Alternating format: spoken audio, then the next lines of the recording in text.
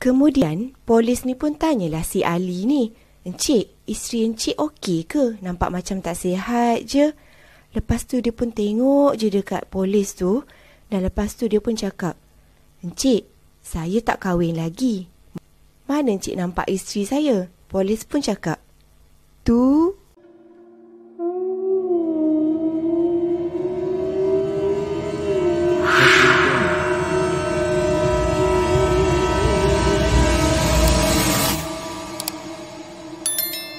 Hai, Assalamualaikum and welcome back to Pika Storyteller channel. So for those yang dah pun tekan butang subscribe, Pika nak ucapkan thank you so much. Thank you for your support.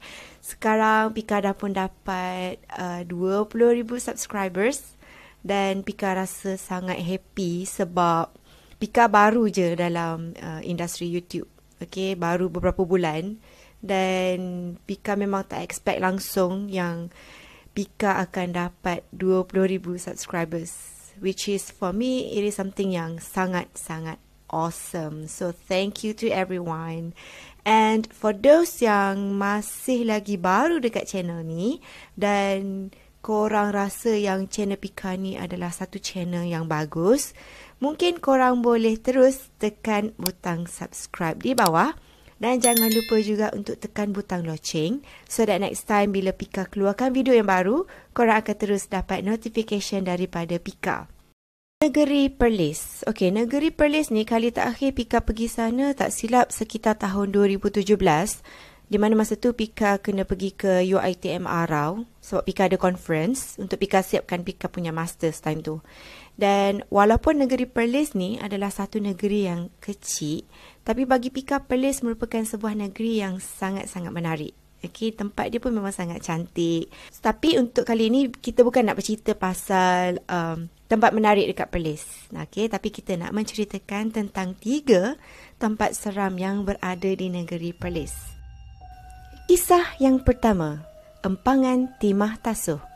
Okey, Empangan Timah Tasuh ni merupakan satu tasik buatan yang memang sangat cantik, yang mana ia merupakan antara salah satu tempat yang sangat popular dekat Perlis, especially orang yang suka pergi camping.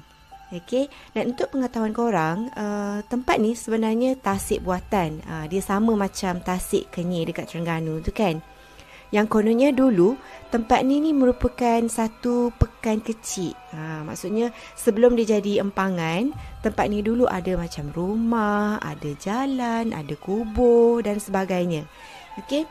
Dan that's why kalau macam ada beberapa orang yang pergi macam pernah pergi menyelam dekat kawasan Timah Tasuh ni, mereka kata kadang-kadang dia orang akan ternampak macam bumbung rumah, dia orang nampak macam kawasan perkuburan. Okey, dia orang nampak macam batu nisan macam tu. Dan selain tu juga dia orang nampak macam jalan, okey, jalan lama gitu. So maksudnya kat situ memang betul lah tempat ni dulu merupakan satu perkampungan yang sangat kecil. Right? Dan di sana juga ramai orang yang sebenarnya suka memancing. Dan kebiasaannya mengikut beberapa orang yang ada dekat sana, mereka kata antara perkara seram yang selalu berlaku dekat orang yang suka pergi memancing dekat kawasan Empangan Timah Tasuh ni ialah kadang-kadang mereka akan terserempak dengan perempuan dekat kawasan JT. Perempuan tu kadang-kadang dia punya kedudukan tu macam dia sedang menangis dan macam biasalah kalau benda-benda yang seram ni kan, mesti bentuk dia macam perempuan, rambut panjang dan memakai baju warna putih. Dan kadang-kadang diorang dapat dengar lah benda tu macam kadang-kadang menangis dan kadang-kadang disertakan dengan ketawa yang sangat menyeramkan. Selain daripada itu juga, ada beberapa orang yang suka pergi berkemah dekat kawasan Empangan Timah Tasuh ni. Mereka kata walaupun diorang macam ada diorang punya camping site tu kan, tapi ramai yang bagi tahu kadang-kadang ada beberapa kes yang orang ceritakan di mana mereka kena tindih. Korang faham lah kan kena tindih dengan apa? Bila waktu malam tidur rasa berat kepala ke, rasa berat badan ke. Bila cuba untuk buka mata, rupanya mereka ditindih oleh something. Alright. Dan lagi satu, kadang-kadang diorang kata masa diorang macam tengah mandi kan, diorang dapat dengar dekat sebelah kanan ataupun kiri diorang bunyi macam ada orang lain yang mandi juga tahu. Dan lagi pelik, bunyi tu macam orang yang mandi pakai gayung tu. Dia macam ambil air menggunakan gayung, lepas tu siram badan. Bunyi dia macam tu. Tapi bila dia orang macam toleh, tengok tak ada orang pun. Sebenarnya kalau diikutkan, ada banyak cerita-cerita seram lain yang berlaku dekat kawasan Empangan Timah Tasuh ni. Tapi yang antara yang popular ialah yang pertama, orang nampak ular lintas jalan. Tapi yang peliknya, ular yang melintas jalan tu adalah ular berkepala 3. Kisah seram yang kedua yang famous dekat sana pula ialah orang kata kadang-kadang bila kita lalu menggunakan kereta kan, bila kita tengok dekat sisi jalan tu, korang boleh nampak ada nenek tua yang minta untuk tumpang. Dan pernah ada satu kes ni, ada satu pasangan suami isteri ni tau. Diorang menggunakan jalan ni pada waktu malam, dan sekali yang si husband ni dengan wife ni, dia nampak ada seorang nenek yang macam bongkok yang melambai-lambai daripada depan. Okey, daripada sebelah kiri jalan. Dan lepas tu yang si husband ni rasa tak sedap hati lah, dan dia teruskan je perjalanan. So yang si wife ni dia macam pelik lah kan, kenapalah husband dia ni takkanlah tak kesian dekat nenek tu tadi kan, dah lah waktu malam, lepas tu nenek tu pula macam dah bongkok sangat, takkanlah tak nak tolong tumpangkan nenek tu pergi ke mana-mana yang dia nak pergi. Tapi dia buat macam tak tahu je husband ni, sebab dia dah tahu sebenarnya yang benda tu tadi adalah bukan manusia.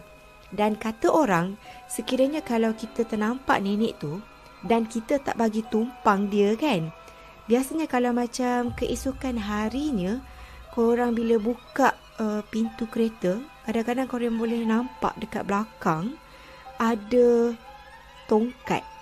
tongkat kayu yang sangat usang.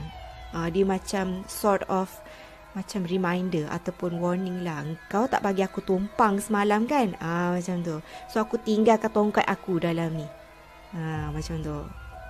So kalau korang dalam situasi tu, korang nak stop ke korang nak teruskan perjalanan? Kisah yang kedua, Bukit Cabang. Okey, kawasan jalan dekat sekitar Bukit Cabang ni, mengikut sesetengah penduduk, ia turut dikenali sebagai Karak versi Perlis. Kenapa Karak? Sebab jalan tu merupakan antara jalan yang sangat menyeramkan di negeri Perlis. Dan katanya dekat sini ada banyak sangat kejadian mistik yang selalu berlaku dekat pengguna jalan raya yang menggunakan jalan tu. Macam contohnya, dekat situ selalu ada macam kemalangan ngeri tau, yang pernah berlaku. Macam ada seorang lelaki ni, dia cakap dia ni jenis yang lelaki yang hijab dia ni dibuka. Bukanlah hijab tu, bukanlah tudung. Ni hijab yang mana dia boleh nampak makhluk halus, yang mana pandangan mata kasar manusia lain tak nampak, tapi dia diberikan kebolehan untuk melihat benda tu pada waktu-waktu yang tertentu lah. Dan dia kata biasanya kalau bila dia lalu menggunakan jalan Bukit Cabang ni, dia akan nampak ada beberapa jenis makhluk halus tau. Antaranya macam dia kata ada seekor ni yang macam sangat besar, dan dia macam duduk je dekat tepi jalan tu. Dan lagi satu, dia kata kedudukan benda tu adalah macam dia tengah menunggu jalan. Tunggu apa pun kita tak tahu. Okey, kita semua sedia maklum yang manusia biasa, dia tak akan nampak bentuk asal jin tu. Okey, dia cuma akan nampak bentuk jelmaan. Dan mengikut lelaki yang sama tadi juga, dia kata benda yang dia nampak tu adalah berbentuk macam, of course lah, sangat buruk. Dan lagi satu, badan dia macam tinggi, dan tangan dan kaki dia ni memang sangat-sangat panjang tau. Dia macam melirik ke bawah macam tu. Dan lagi satu, mata dia besar, badan dia macam berbulu tebal, dan lidah dia pula macam terjelir keluar macam tu. Selain tu juga, antara benda misteri yang selalu berlaku dekat kawasan jalan tu ialah orang yang pernah lalu tu, diorang kata mereka selalu nampak macam jelmaan berbentuk lembu. Tapi macam mana diorang dapat tahu yang benda tu adalah lembu betul ataupun lembu yang jelmaan. Okey, antara ciri-ciri yang diorang kata kita boleh bezakan tu lembu betul atau tak ialah kalau lembu betul, biasanya kalau waktu malam bila korang driving, bila lampu kereta kita tersuluh dekat mata lembu, dia akan ada keluar macam mata lembu tu jadi bersinar kan. Tapi yang ni biasanya lembu tu yang berada tepi jalan ataupun yang tiba-tiba melintas jalan ni adalah lembu yang saiz dia sangat-sangat besar. Ada yang kata saiz dia kadang-kadang lagi besar daripada kereta. Dan lagi satu diorang kata mata lembu tu macam gelap je. Tak ada pantulan cahaya, tak bersinar langsung. Macam ada satu kes ni, seorang perempuan ni dia lalu dekat jalan tu pada waktu malam. Dan sekali ada seekor lembu yang sangat besar ni macam tiba-tiba melintas tau. Melintas jalan daripada kiri ke kanan jalan. Dan lepas tu kereta dia ni macam remuk gila tau dekat depan. Dia macam pelik lah. Asal pula lembu tu tiba-tiba melintas, dah lah saiz lembu tu sangat besar. Saiz yang orang kata bukan lembu Malaysia punya saiz lah. Jadi disebabkan kejadian tu, dia pun minta lah tolong dengan beberapa penduduk kampung yang ada dekat-dekat kawasan tu kan. Jadi orang kampung ni biasanya kalau macam ada kejadian langgar lembu, diorang memang akan pergi ke sana dan bawa terus parang ataupun pisau untuk terus macam sembelih lembu tu. Okey, sebab lembu biasanya kalau kena langgar dengan sangat teruk macam tu, biasanya hidup tak lama. Jadi daripada lembu tu jadi bangkai, lebih baik lembu tu mati dengan cara disembelih. Okay, so that at least bolehlah orang kata bagi sedekah ke, buat makan ke. Okay, so bila penduduk kampung ni sampai dekat kawasan tu, memang diorang nampak yang kereta perempuan ni tadi remuk tau. Tapi bila diorang cari dekat kawasan sekeliling, lembunya memang tak ada pun. Diorang cubalah cari dekat kawasan semak. Sebab kalau tengok keadaan kereta perempuan tu dah remuk macam tu, nampak macam lembu tu tadi of course lah mati dekat tepi jalan ni je ke, ataupun paling tak pun jatuh dekat semak sebelah. Tapi bila diorang cari semua kan, memang tak ada kesan langsung. Okay, so lepas tu diorang pun cakap, okay, berkemungkinan benda yang perempuan tu langgar tadi adalah something yang orang kata jelmaan semata-mata. Kisah yang ketiga, ladang tebu cuping. Okey, selain daripada kisah yang kedua tadi, antara jalan lain yang seram dekat Perlis ialah jalan kawasan ladang tebu cuping. Katanya dulu ladang tebu, tapi sekarang tebu tu semua dah tak ada dah.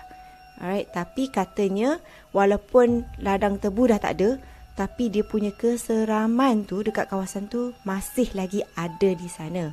Macam ada satu kisah ni, yang mana ada seorang lelaki ni, dia nak balik kampung.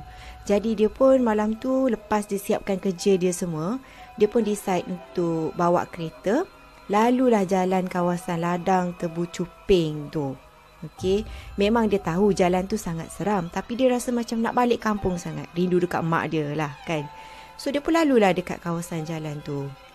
Mula-mula memang dia rasa seram sebab dia takut ada banyak kejadian jenayah. Dan lagi satu ialah sebab dia selalu dengar benda-benda mistik yang selalu orang jumpa dekat kawasan jalan tu. Dan masa tu dia pun tawakal je dan dia pun teruskan perjalanan dia. Mula-mula dia rasa macam okey lagi tau, dia punya perjalanan tu. Mungkin dia pasang radio semua, rasa macam okey lagi lah. Dan bila lepas beberapa kilometer daripada pemeriksaan AKSEM, orang panggil EXAM iaitu Agensi Keselamatan Sempadan Padang Besar. Gitu. Yang mana lepas dia lalu dekat kawasan jalan tu, dia mula rasa macam seram sejuk tau. Maksudnya tadi okey, sekarang dah mula rasa macam tak sedap badan pula. Dan lepas tu jalan tu pula kan, makin lama rasa macam makin sunyi je. So dia pun tengok kiri kanan jalan. Of course lah gelap kan, sebab kawasan ladang macam tu. Jadi disebabkan rasa sunyi sangat tu, dia pun buka lah radio kuat-kuat. Dan lepas tu tiba-tiba dia rasakan dekat satu kawasan ni kan, kereta yang tadi macam okey je, tiba-tiba kereta tu rasa macam berat sangat. Korang faham kan kalau kereta korang tiba-tiba jadi berat macam mana? Rasa macam tekan minyak tu dah habis, tapi dia punya kelajuan tu slow je, macam 10 km sejam gitu. Macam tak bergerak pun kereta tu. Jadi dia pun decide lah untuk macam, walaupun dia takut, tapi dia macam tak apalah, berhenti je lah tepi jalan sebab nak tengok kan apa benda yang berat dekat kereta dia tu. Dia pun lepas tu dia pun buka lah bonet. Takut adalah macam barang yang dia tersalah bawa ke yang buatkan kereta tu jadi berat. Sebab dia pelik lah kan. Dan dia tengok macam tak ada apa pun. So mula-mula dia rasa takut juga. Tapi dah lah dia seorang kan. Dan lepas tu dia pun macam tunggu je lah mana-mana ada kereta ke. Memang dia decide untuk minta tolong lah orang yang lalu lalang ke apa kan. Tapi malangnya sebab jalan tu memang sangat sunyi. Memang tak ada orang pun yang menggunakan jalan tu. Tapi selepas beberapa lama, Alhamdulillah, sebab tiba-tiba ada satu macam kereta peronda polis tau, yang lalu dekat kawasan tu. Memang laki ni memang jenis yang sangat bertuah jugalah bagi Pika. Okay. Jadi polis tu pun stop. Dan polis pun tanyalah dia. Polis tu 2 orang tau. Okay. Polis tanyalah dia. Cik nak pergi mana? So dia cakap lah, oh saya daripada sini nak pergi balik kampung. Dan lepas tu polis ni, salah seorang polis tu macam pergilah tengok dekat kereta dia kan, macam suluh-suluh dalam kereta macam tu. So polis tu tanyalah, kenapa dengan kereta encik ni? Dia katalah, oh kereta saya ni tak tahulah tiba-tiba berat. So that's why lah dia stop kat tepi sebab nak tengok apa benda yang rosak ke kan. Tapi tak ada pun. Lepas tu polis tu pun tiba-tiba salah seorang dia pun tanya, encik punya isteri tu tak sihat ke? So nampak macam duduk kat belakang seat kereta tu, duduk je macam tu kan. Lepas tu dia pun tengok je dekat polis tu tau. Dia cakap, isteri, encik, saya bawa kereta ni seorang je. Saya bujang, saya tak kahwin lagi. Dah sudah. Lepas tu dia pun tanyalah polis tu kan, mana encik nampak isteri saya tu? Isteri. Okay. Dan polis tu pun cakap, tu dekat seat belakang.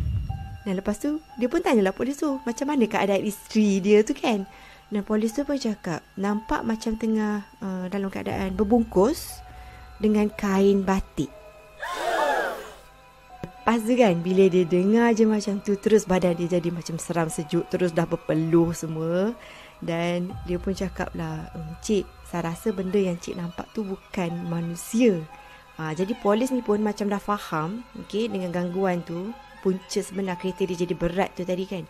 Jadi nasib baiklah lagi seorang polis yang tengah tunggu kat dalam kereta peronda polis tu pula adalah someone yang jenis dia ada jugalah, okay, reti jugalah cara nak handle ataupun deal dengan benda-benda berkaitan dengan makhluk halus semua ni. Jadi polis tu pun keluar dan polis tu pun keliling kereta dia ni tadi dan dia buatlah beberapa bacaan. Okay. Dan lepas tu bila dia tengok balik dekat belakang seat tu, makhluk tu tadi pun terus hilang. Kemudian polis tu juga bagi tahu dia, next time kalau boleh jangan laluan ni, especially pada waktu malam. Sebab selain daripada benda mistik, ada juga beberapa kes kejadian jenayah dekat kawasan tu. Okay. Dan lepas tu polis tu pun cakaplah dekat dia, lagipun tempat ni pula sangat-sangat keras, di mana ada beberapa laporan mengatakan ramai sangat orang yang pernah kena tumpang dengan benda tu. Maksudnya lelaki tu bukanlah orang pertama yang kereta dia rosak dekat kawasan tu, yang kereta tiba-tiba jadi berat macam tu. Siapa orang pelis kat sini? Korang pernah lalu tak laluan-laluan yang Pika sebut tadi tu? Memang seram macam tu So, antara 3 cerita tadi, mana satu kisah yang korang mungkin first time dengar ataupun bagi korang macam rasa seram je bila dengar benda tu? Okay, so mungkin korang boleh kongsikan dekat Pika dekat komen di bawah. Dan dekat sini Pika juga nak cakap yang Perlis ni merupakan negeri terakhir di dalam siri Negeri Seram dalam video-video Pika sebelum ni. Okay, di mana Pika mulakan dengan 3 kisah seram di negeri Pulau Pinang. Dan lepas tu yang sebelum Perlis ni adalah 3 kisah seram dekat negeri Sarawak. Okay, so Pika harap sangat korang semua dah pun menonton semua video-video Pika. Dan lagi satu Pika nak cakap, sempena Pika dapat 20,000 subscribers, Pika akan buat satu video special yang confirm seram, yang confirm best dan confirm lama sikit. Hopefully korang boleh tadah telinga lah dengar Pika membebel kan. Alright. So, apapun korang kena stay tune dengan kisah Pika yang selepas ni. Alright. Di mana kisah ni memang sangat best.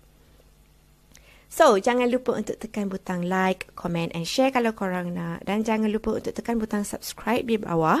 Okay. Dan jangan lupa juga untuk tekan butang loceng so that next time bila Pika keluarkan video baru, korang akan terus dapat notification daripada Pika. Dan Pika lupa pula nak mention, jangan lupa untuk follow Pika dan juga like Pika punya Facebook dan juga Pika Storyteller Instagram. So apapun sebelum Pika akhiri video Pika nak cakap dekat korang, anggaplah semua cerita-cerita Pika ni adalah sebagai satu bentuk hiburan. Okay? Yang penting kalau korang nak rasa seram, boleh. Tapi jangan rasa takut. Alright? Sebab rasa takut itu hanyalah pada Allah Subhanahu Wa Taala. Alright, so apapun jumpa korang lagi in my next video. Dan jangan lupa untuk stay tuned and see you again in my next video. So, bye!